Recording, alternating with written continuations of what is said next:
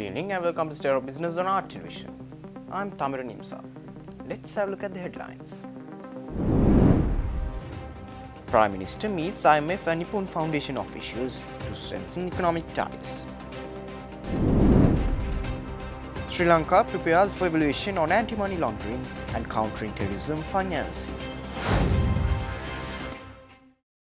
News in detail. Prime Minister Dr. Harini Amarasuriya met with IMF Executive Director Dr. Krishnamurthy Subramanian at the Prime Minister's office in Colombo recently. The discussion revolved around critical economic policies aimed at fostering stability and growth.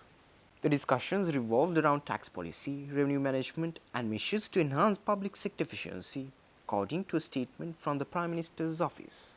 The Sri Lankan delegation included Central Bank Governor Dr. P. Nandalal Virisinghe, senior officials from the Prime Minister's office, the Central Bank, and the Department of External Resources.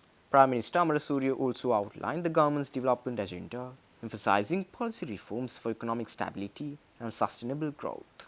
IMF Alternate Executive Director Dr. P.K.G. Harichandra joined the discussions, highlighting the importance of collaboration between Sri Lanka and the IMF in addressing economic challenges.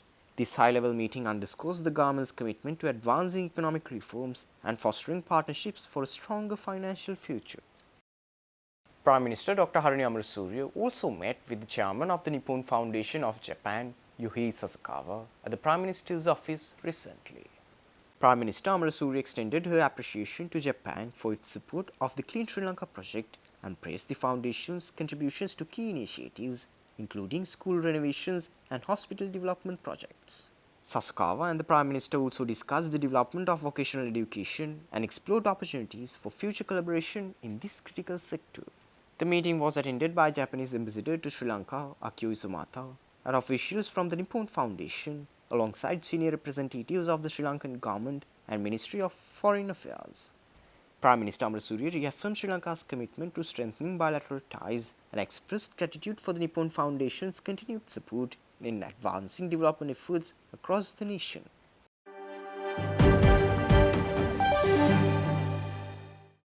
Sri Lanka is preparing for its third mutual evaluation on anti-money laundering and countering the financing of terrorism, a critical assessment led by the Asia-Pacific Group on money laundering. The central bank made this announcement in a statement released to the media recently. This evaluation will test Sri Lanka's compliance with 40 recommendations of the Financial Action Task Force and the effectiveness of their implementation through 11 immediate outcomes. Failure to meet these standards could result in Sri Lanka being placed back on FATF's grey list, potentially deterring foreign investment and international transactions. To address this challenge, the government has approved a comprehensive action plan and reconstituted the task force under the leadership of President Anurakumara Dissanayake. Chaired by Justice Bhuvanakallu Vihare, the task force includes key figures such as Justice Minister Harshara Nanayakara and Central Bank Senior Deputy Governor Dr. Nilumani Dalugala.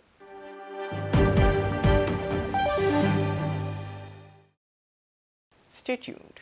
We will return after this short commercial break.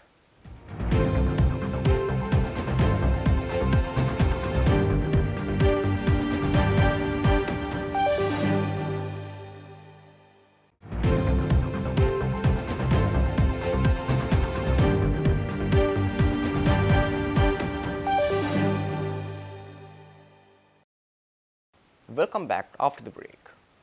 In an effort to support Sri Lankan entrepreneurs in the UK, the High Commission of Sri Lanka in London hosted the inaugural Sri Lanka Business Promotion Dialogue recently. This event is part of a larger series aimed at developing Sri Lankan businesses in the UK, culminating in the establishment of a dedicated SME Entrepreneurs Hub at the High Commission. Minister, Commercial of the High Commission, Somasena Mahadevulwawa, opened the event highlighting its goals, promoting Sri Lankan origin products in the UK, fostering business opportunities, and enhancing employability for Sri Lankans in the region.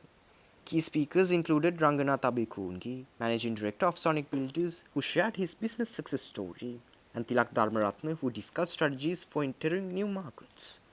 The panel also featured experts on company accounting, legal processes, and HR policies in the UK. The dialogue, conducted in Sinhala, Tamil, and English, attracted 30 Sri Lankan entrepreneurs. Discussions also covered duty-free export opportunities under the UK's Developing Countries Trading Scheme and guidelines for product standards and labelling. The next event in this series is scheduled for Manchester in April 2025.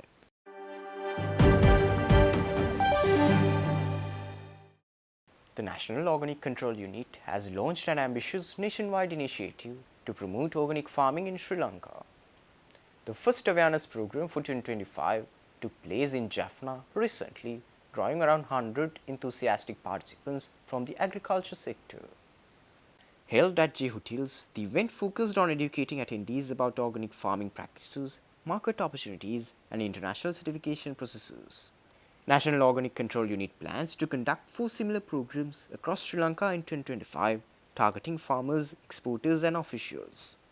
These sessions aim to strengthen understanding of organic agriculture principles and market trends both locally and internationally. Since its establishment, NOCU has been committed to ensuring the credibility of organic products in Sri Lanka, addressing the growing global demand for organic goods and reinforcing consumer trust.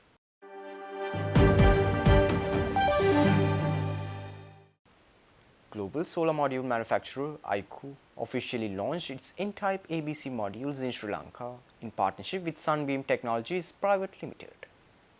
The launch event held in Colombo recently highlighted the capability of these modules to empower the transition to clean and renewable energy in Sri Lanka. Prominent figures including J.M. Atula, Director General of the Sri Lanka Sustainable Energy Authority, and Padmadeva Samaranayake, Project Coordinating Officer at SLSEA, graced the event. ICO's N-type ABC modules, featuring state-of-the-art efficiency and reliability, were the highlight of the launch. ICO South Asia Regional Director Imran Akram said that Sri Lanka holds immense potential for solar energy. Since 2022, the company did a forward integration and introduced a special cell which we call N-type ABC cell, which has a very high efficiency and besides that has many other features which no other product or brand has at the moment. So we introduced that product in the global markets and launched South Asian countries last year, August. And in South Asia, other than Pakistan, Sri Lanka is the most important market, especially due to its special initiatives with respect to sustainable energy programs, both in the private and government sectors. So today we officially launch our product in your country, and we believe that with our partnership with Sunbeam Technologies, we should be able to add value across the various rooftop and ground-mounted markets.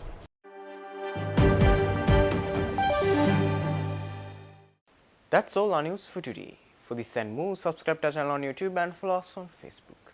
Take care and good night.